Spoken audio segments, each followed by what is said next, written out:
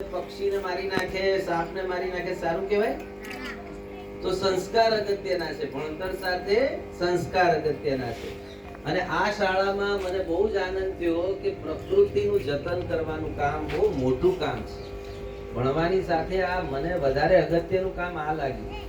કેમ કે આ પ્રકૃતિ છે ને ભગવાનનું પુસ્તક છે. પરમાત્માનું પુસ્તક વાંચવું હોય તો પ્રકૃતિ વાંચી લેવાની, હે ને? અને પરમાત્માના હસ્તાક્ષર જોવા હોય તો પ્રકૃતિમાં જોઈ લેવાનું. ભગવાન કેવો છે ને એ જોવું હોય તો મને તો પ્રકૃતિમાં દેખાય. અને ભગવાનનો અર્થ તમને ખબર છોકરાઓ? આ બધાને ખબર છે ભગવાનનો અર્થ? ભ એટલે ભૂમિ, ધરતીને આપણે માં કીધું. ભગવાનનો ભ એટલે ભૂમિ, ધરતી, માં. જેવું વાવો એવું લણો, એવું કહીએ ને. બાવળ વાવો તો બાવળ ઉગે, આંબો વાવો તો આંબો ઉગે. જેવા આપણા સંસ્કાર એવું ઉગે. ધરતીને માં કીધું. પછી ગગન, ભગવાનનો ગગન એટલે આકાશ. આકાશમાં તારા છે, સૂરજ દાદા છે, ચંદા મામા છે, પક્ષીઓ ઉડી શકે છે, હે ને? તો ગ એટલે ગગન, ભગવાનનું સ્વરૂપ ગગન જેવું છે. વ એટલે વાયુ, હવા છે ને, હવા ના હોય તો શું થાય? મરી જવાય ને. તો ભગવાન વાયુ સ્વરૂપે છે. પછી અ એટલે અગ્નિ, આ સૂરજ દાદા આપણને પ્રકાશ આપે છે ને. પ્રકાશ ના મળે તો, સૂર્ય પ્રકાશ ના મળે તો કેટલાય બધા રોગો થાય. ચંદા મામા પણ આપણને પ્રકાશ આપે છે ને ચંદા મામા. તો વ એટલે વાયુ, અ એટલે અગ્નિ, અગ્નિ એટલે પ્રકાશ, અને ન એટલે નીર. નીર એટલે શું? પાણી. પાણી ના હોય તો ચાલે?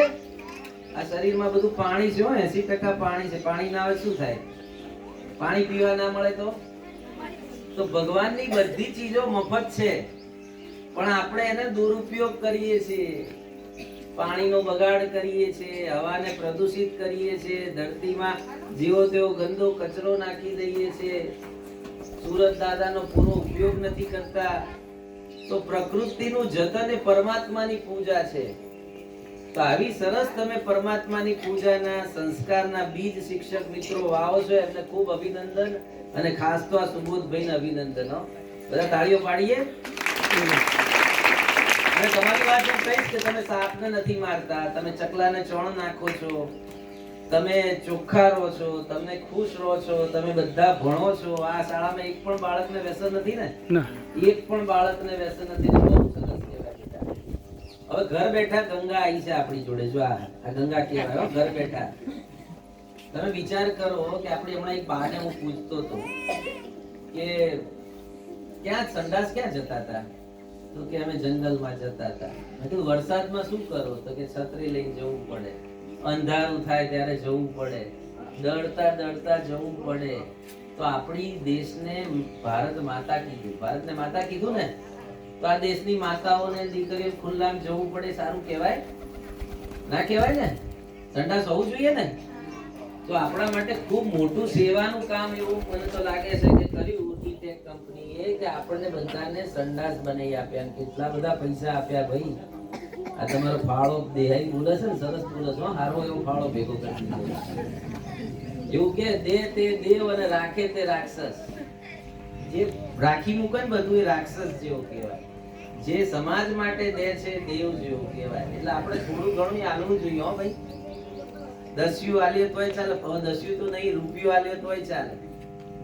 પૈસા ના આપીએ તો સેવા આપીએ એ મોટું દાન છે. એને દાન દઈએ, કંઈ પણ આપણે આપીએ, ગામની સેવા કરીએ તો ભગવાનનું કામ છે. ભગવાન ખુશ થાય. તો ટીટેક કંપની આપણને 50 લાખ રૂપિયા જેવું, આપણે ઉનાદરા ગામ, પછી વાઘજીપુરા અને નવા બોબા ને જૂના બોબા, 50 લાખ રૂપિયા એટલે કોથળા ભરાયો. એટલું બધું દાન આપ્યું. કોઈ દાડો પણ એમણે ક્રેડિટ નથી લીધી. છાપવામાં નથી આપ્યું, સન્માન સમારંભો નથી કરાયા. પણ એમને થાય છે કે માનવતાના કામ માટે અમે કમાઈએ છીએ, અમારી કંપની કાંઈ કમાય છે તો સમાજને આપવું જોઈએ. કોઈ જોડે લોહીનો સંબંધ છે નહીં આ લોકોનો. છે કે ભાઈ અમારા હગા રહે છે, અમારા કાકા બાપાના છોકરાઓ રહે છે એટલે ઘેર સંડાસ બાંધી આપીએ, એવું વિચાર્યું? તમને કોઈને ઓળખતા નથી, તે છતાં પણ આ દેશને પ્રેમ કરે છે. આ દેશને પ્રેમ કરે છે તો આ દેશના કામમાં મદદરૂપ થાય છે. કે ભાઈ આ સંડાસ બનશે તો મારી મા દીકરીઓ ખુલ્લામાં જવું નહીં પડે, ખુલ્લામાં નહીં જવું પડે, તેને રોગ નહીં થાય, એને કોઈ એની લાજ મર્યાદા જળવાશે, એની કોઈ છેડતી નહીં કરે. કેટલું મોટું કામ છે બેટા. તો આપણે એમનામાંથી શું શીખવાનું? આપણે એ શીખવાનું કે આપણે જો કમાઈએ તો આપણા ગામ માટે કંઈક કરવાનું, આપણે જો પૈસા કમાઈએ તો આપણા ગામ માટે સેવા કરવાની, આપણે આપણા ગામ માટે કોઈ ઘરડા હોય, તમે નાના બાળકો કોઈ ઘરડું હોય તેની જોડે જઈને વાતો કરવાની, એને વેસેલીન લગાઈ આપવાનું, ક્યારેક માથું ઉડાઈ આપવાનું, આ બધું સેવા જ છે હો. કોઈને પાણી આપવાનું, પ્રેમથી પાણી પીવડાવવાનું, એ પણ સેવા છે. શાળાને વહેલાઈને વાળીને ચોખ્ખી કરી નાખવાની, એ પણ સેવા છે. અને આ યુવાન મિત્રોને પણ ખાસ તો બેટા કે વ્યસન ક્યારે ના કરતા હો. મેં જોયું એકાદ બે ના મોઢામાં મસાલા છે હો, એટલે આ તમારું જોઈને આ છોકરાઓ શીખશે. એટલે આપણે આવતી પેઢી શું શીખવાડવાનું? તો આપણે વ્યસન મુક્ત થઈએ, આપણે ગંદકી ના કરીએ, આપણે વડીલોની મર્યાદા રાખીએ, વડીલો માટે આદર રાખીએ, આપણે નાત જાતના ભેદ ના રાખીએ, તો આપણું ગામ રામ રાજ્ય થાય. રામ એટલે શું? રામ એટલે સારું કામ કરવું, સારા સંસ્કાર મેળવવા, વાણી વર્તન વ્યવહાર સારું કરવું, એ રામના માણસો કહેવાય હો. ખાલી જય બોલાવાથી રામના માણસો ના થઈએ હો. ભગવાનના માણસો થવું હોય તો સારું કામ કરવું પડે ને.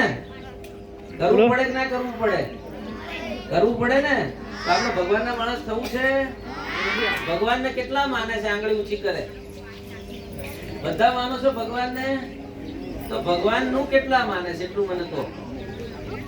ભગવાનનું જે માનતું હોય એ ગાળો ના બોલે.